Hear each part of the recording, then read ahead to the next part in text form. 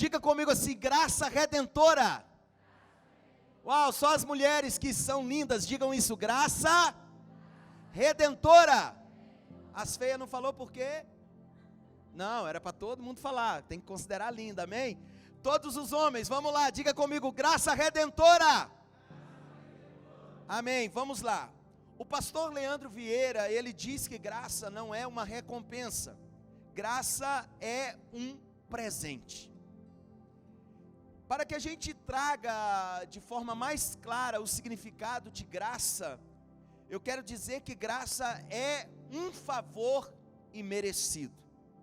E eu preciso que você esteja muito atento sobre essa conexão que eu já começo a trazer ao seu coração, sobre a graça de Deus que é redentiva, redentora, que redime as nossas vidas, para que você compreenda de fato o que Deus tem para você, o que Deus tem para a humanidade, o que Deus tem para os seus filhos, para aqueles que creem em Cristo Jesus. Será que tem alguém que crê em Jesus aqui? Amém? Então, pastor, o que significa redentor? Redentor é aquele que redime, redentor é aquele que liberta, redentor é aquele que salva. Sabe, a necessidade de um redentor reside na incapacidade do homem de elevar-se ao padrão original. Por que então a humanidade precisa de um redentor? Porque a humanidade não tem condições de se elevar ou de voltar ao padrão original. Por quê, pastor? Porque todos nós fomos desconfigurados da nossa verdadeira essência. Me escute bem, vamos lá, preste atenção. Se fomos desconfigurados da nossa verdadeira essência, houve um pane no nosso sistema.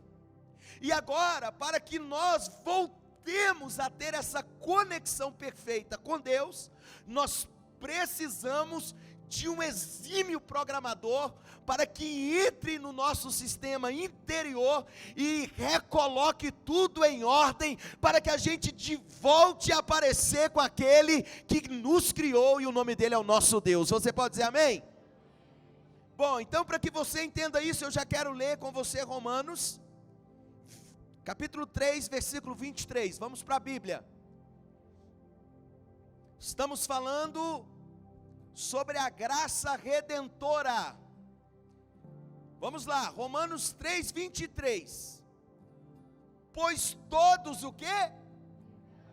E estão destituídos, foram desligados da glória de quem? Uau! Então, através do pecado, nasce uma barreira entre cada ser humano e a glória de Deus. Então, através do pecado, nós perdemos a nossa essência divina e passamos a ter uma essência 100% adâmica, ou seja, pecaminosa, natural. E todo ser humano, longe dessa conexão com Deus, longe dessa conexão divina, ele vai viver de um lado para o outro, distorcidamente. Sabe, o apóstolo Paulo, nessa carta, ele nos esclarece, escute, que não existe mérito salvífico no ser humano. Por mais bonito que o seu colega seja, por mais inteligente que a sua amiga seja, por mais rico que o seu patrão seja, em nenhum ser humano há mérito salvífico. Ninguém por si mesmo pode ser salvo. Ninguém. Nem por obras, muito menos por esforço próprio. E nós temos uma mania medíocre de querer ajudar a Deus. Olha para cá, se liga comigo. Nós tentamos dar uma forcinha para Deus. Parece que Deus não é autossuficiente. Parece que o nosso Deus é um pouco fraco.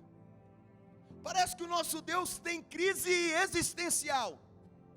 Um dia Ele é poderoso e um dia Ele não é tão poderoso assim.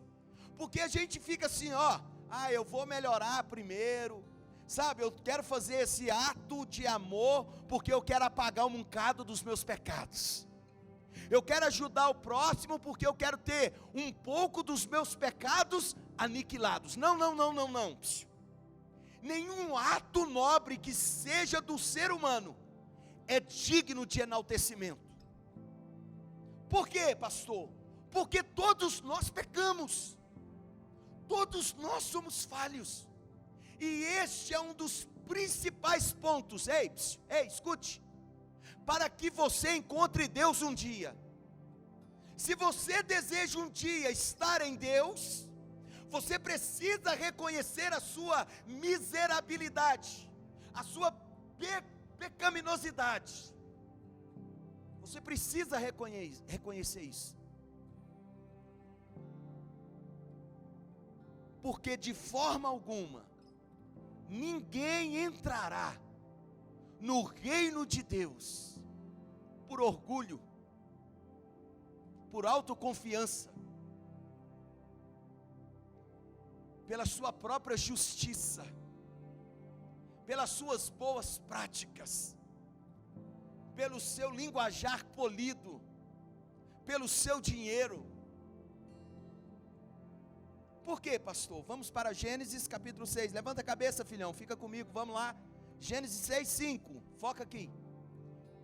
Você veio aqui para adorar Jesus, vamos lá então, fica comigo. Gênesis 6, 5, preste atenção. Olha o que o próprio Deus disse. O Senhor viu que a perversidade do homem tinha o que, gente? Aumentado na terra. E que toda a inclinação dos seus pensamentos, do seu coração, era sempre e somente para o mal.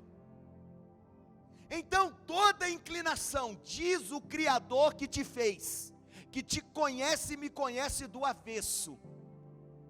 Ele está dizendo que toda a nossa inclinação, seja do coração ou da nossa mente, ela é uma inclinação para a maldade, para aquilo que é mal. Agora, o próprio Jesus em Mateus 15, que nós vamos ler agora, Mateus 15, 18, ele valida as palavras do seu Pai, do próprio Deus. Vamos ler, Mateus 15, 18.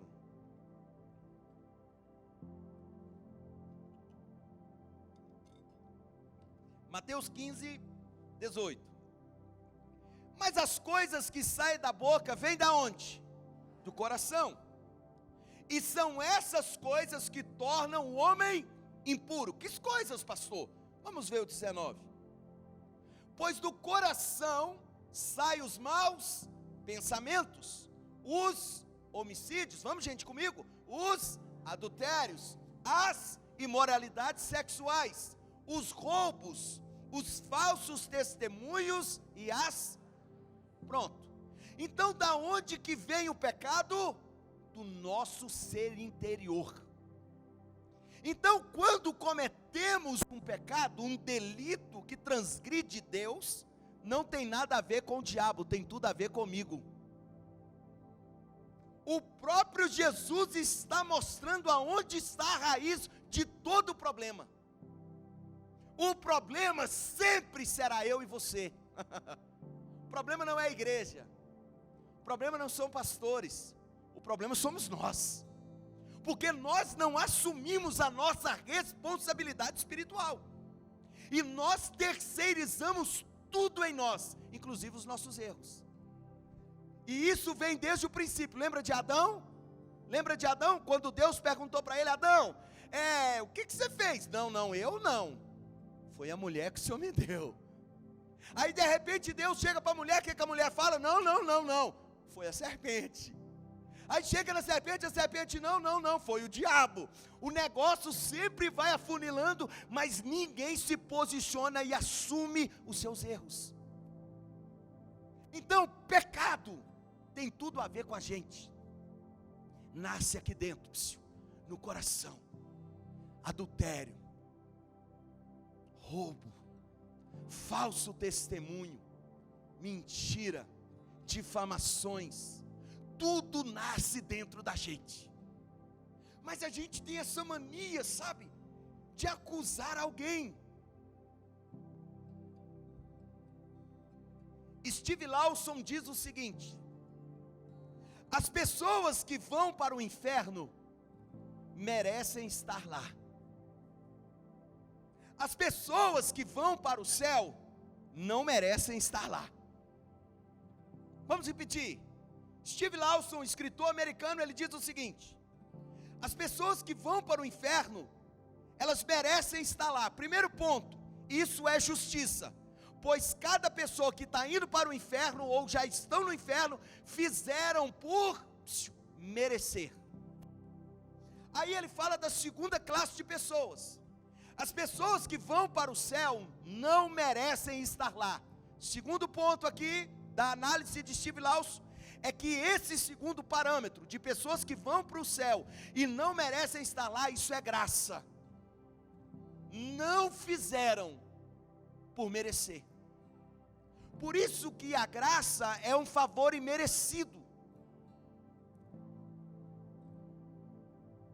Por isso que quando nós olhamos para Deus, nós compreendemos que a salvação somente é válida e será vivida pelos filhos que creem em Jesus Cristo. Porque fora de Jesus, escute isso, não há salvação.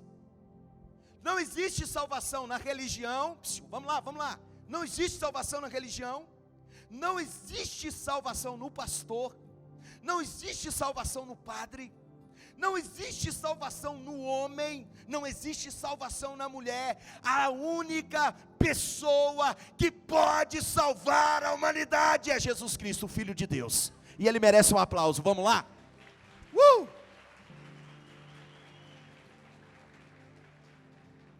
Por que a gente merecia o inferno? Vamos para Efésios capítulo 2, versículo 3. Os servos, vamos esperar pelo menos uns 20 minutinhos para trocar, tá bom?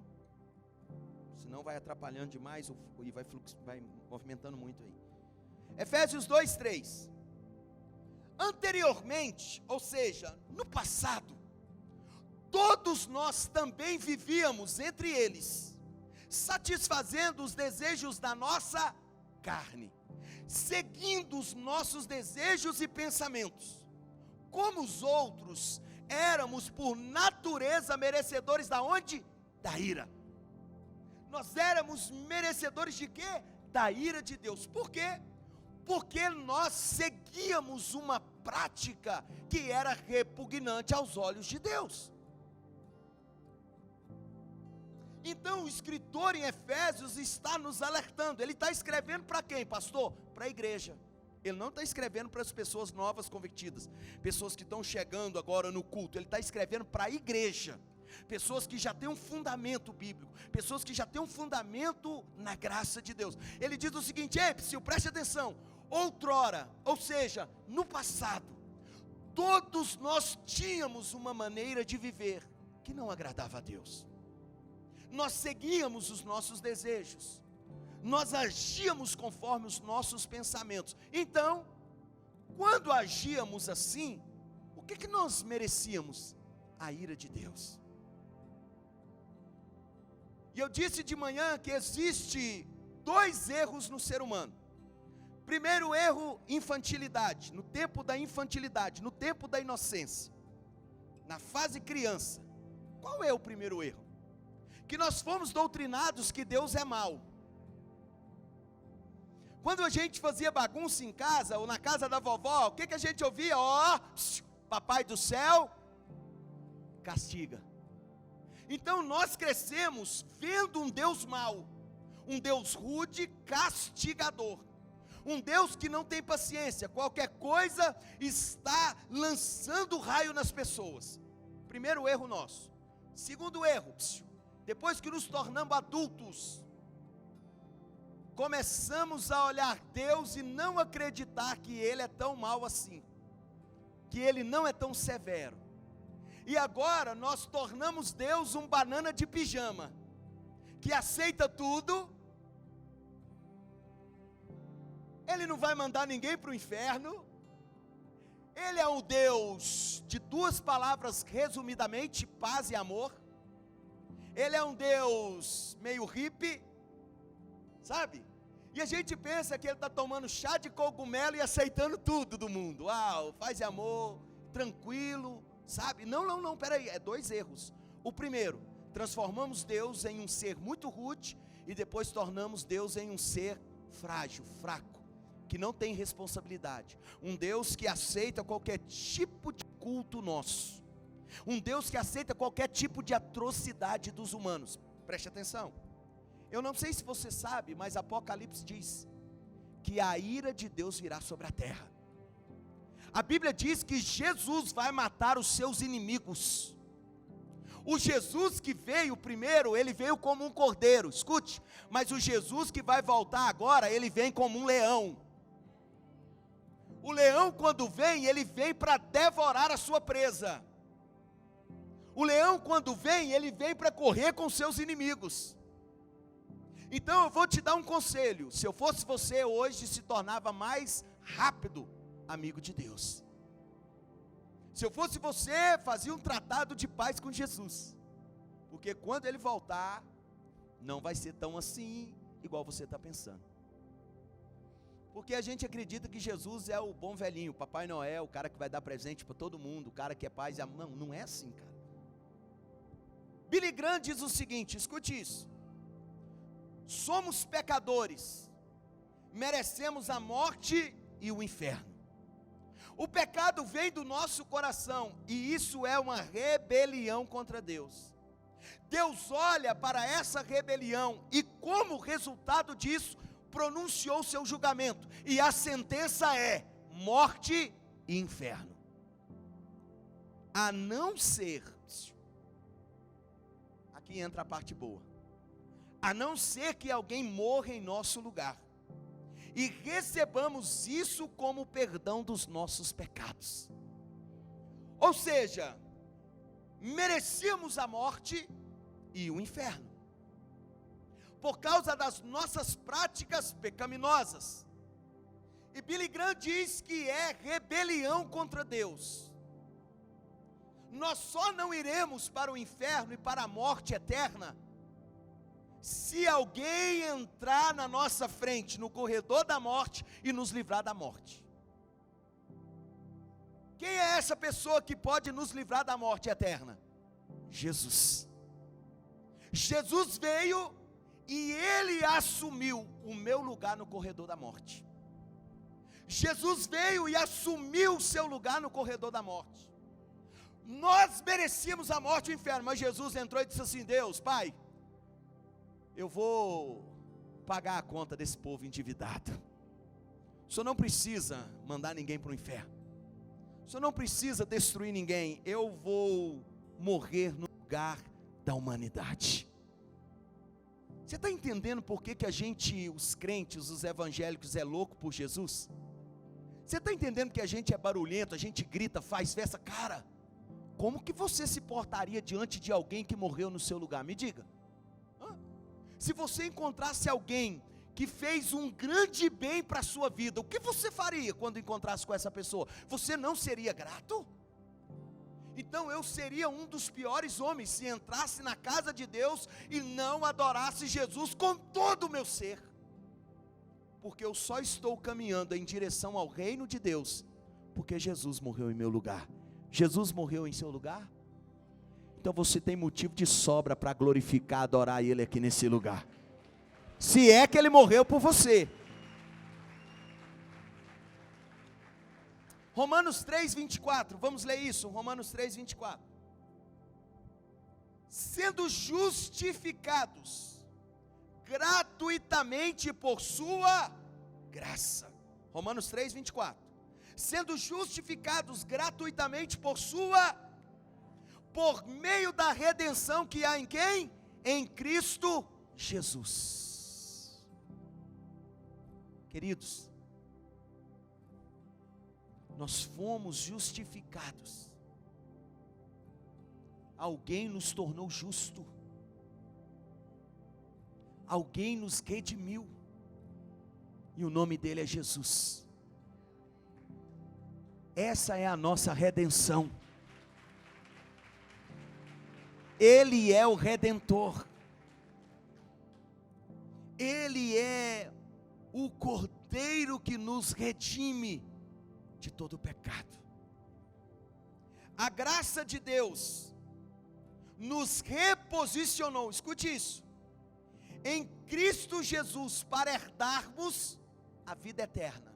Vou repetir, a graça de Deus nos reposicionou em Cristo Jesus para herdarmos a vida eterna, que desde o princípio, foi destinada aos seres humanos. Espera aí, pastor, nós sempre merecemos o inferno? Não, nem sempre. Deus não nos fez para irmos para o inferno, só tornamos merecedores do inferno por causa da nossa rebelião. Mas sabe qual é o plano perfeito de Deus? É que nós sejamos herdeiros do seu reino e vivamos com ele eternamente. Você pode dizer glória a Deus?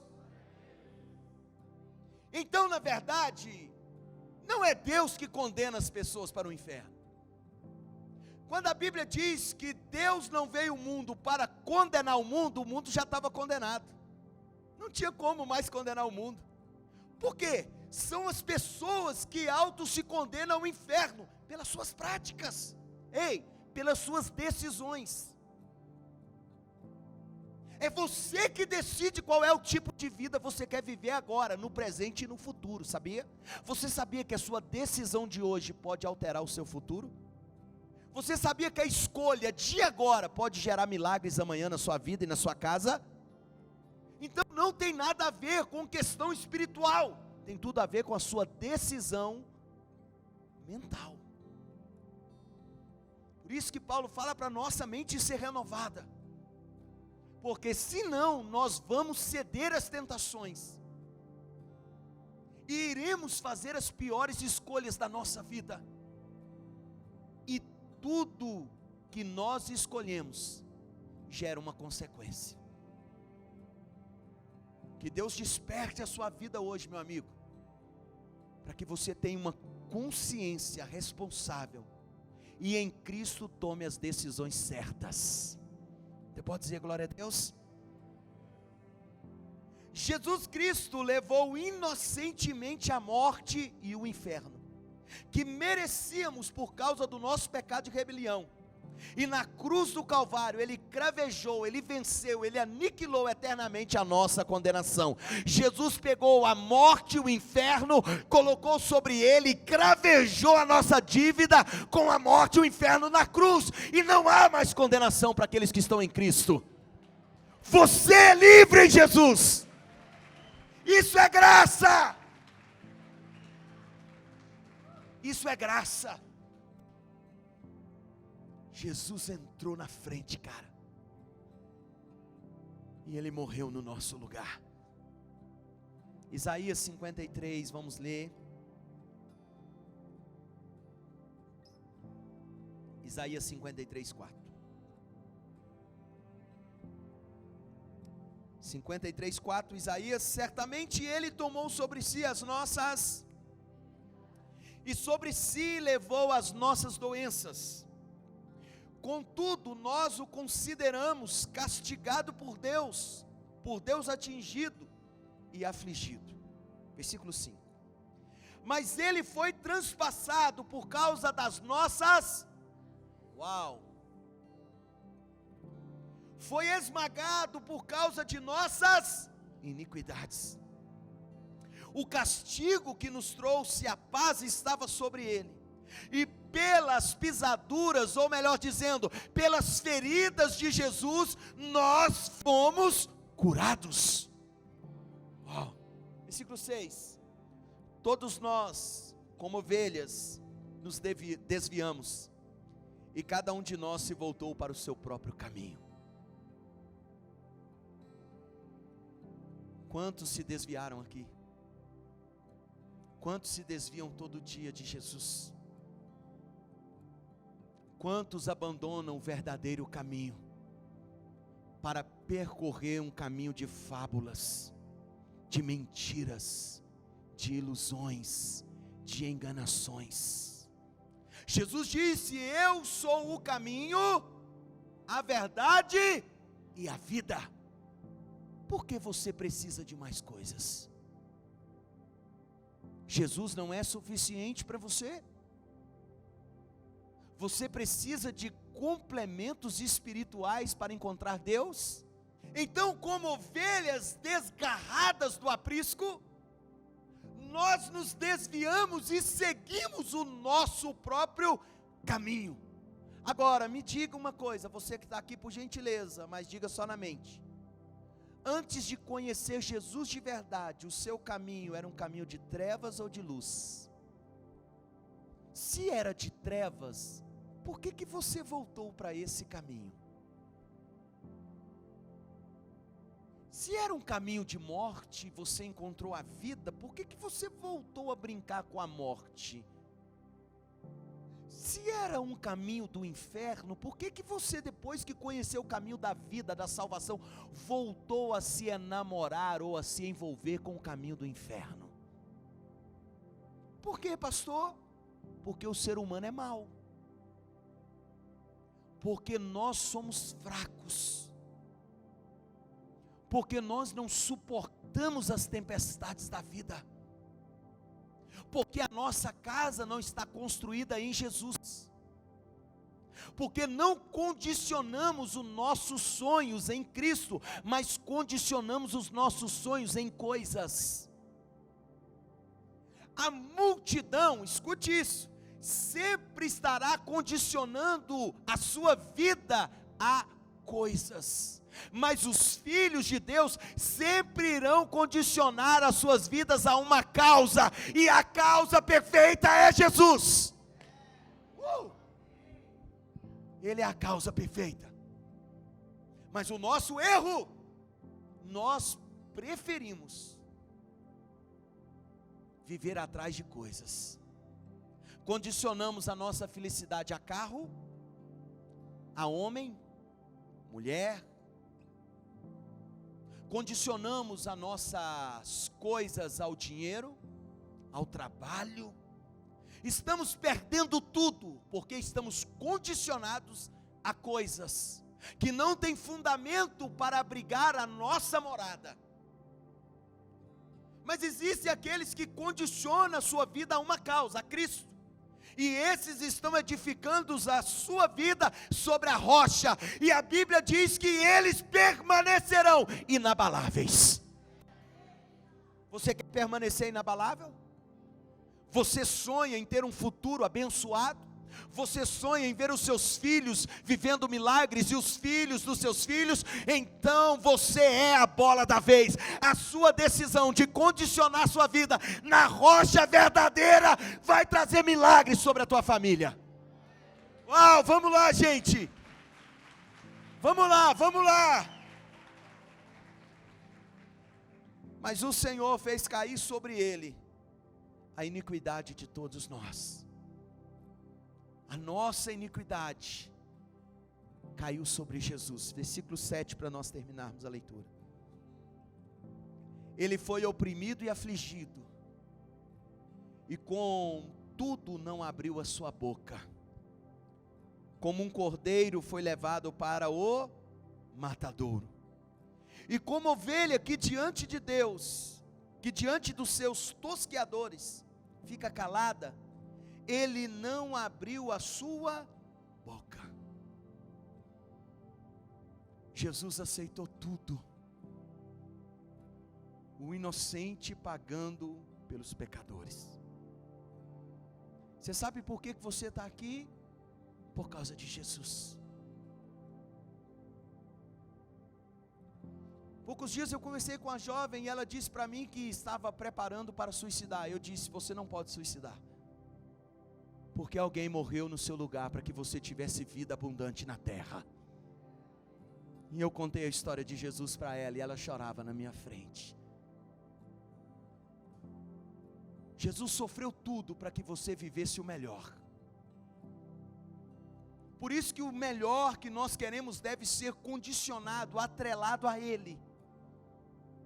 Porque Ele é o único que venceu todas as coisas, então Ele tem um segredo para nos ensinar a viver uma vida de vitória. Jesus Cristo é o selo da graça redentora. Jesus é o carimbo dessa graça que nos redime. Esse favor imerecido que nos torna dignos de assentar na mesa como filhos de Deus. Eu citei alguns homens, agora eu vou citar uma frase que Jesus me deu. Jesus, ele é o recipiente que se quebrou na cruz, exalando o seu doce aroma de salvação a toda a humanidade, asfixiada pela contaminação mortal do vírus chamado pecado. Jesus, ele permite se quebrar na cruz, para que dele exalasse um doce aroma, que produzisse vida a nós, que estávamos inalando um cheiro, ou um aroma mortal do pecado. Jesus, a Bíblia diz que ele se derramou na cruz. Você já parou para imaginar como foi o sofrimento de Cristo? Você já imaginou que Jesus sofreu por nós? Cada sofrimento dele foi por uma causa. Ele sabia que no século 21 você estaria aqui dentro da Galileu. Valia a pena o sacrifício, valeu a pena, porque ele estava atraindo o seu coração a ele. Você pode dizer glória a Deus? Eu quero ler com vocês Efésios capítulo 2, versículo 4.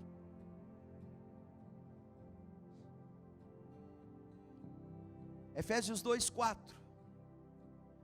Todavia Deus, que é rico em misericórdia, pelo grande amor com que nos amou, deu-nos vida com Cristo.